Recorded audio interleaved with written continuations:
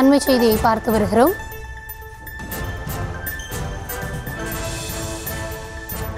நீதிபதி மீது காலணி வீச முயன்றிருக்கிறார் கருக்கா வினோத். சென்னை 6வது கூடுதல் நீதிமன்ற நீதிபதி மீது காலணியை வீச முயன்ற ரவுடி ஆளுநர் மாளிகை மீது பெட்ரோல் குண்டு வீசிய வழக்கில் கைது செய்யப்பட்ட நிலையில் இதுபோன்ற ஒரு நடவடிக்கையில் அவர் ஈடுபட்டிருக்கிறார்.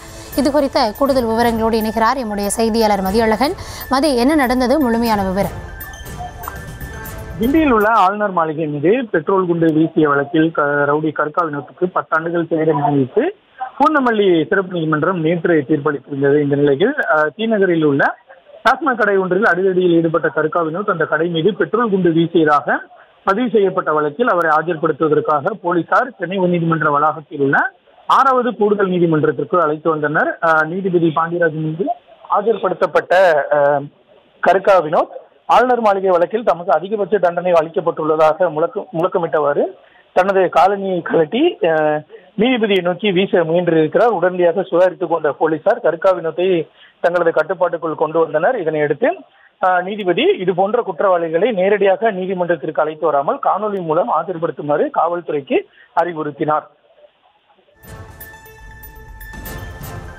விவரங்களுக்கு நன்றி மதி.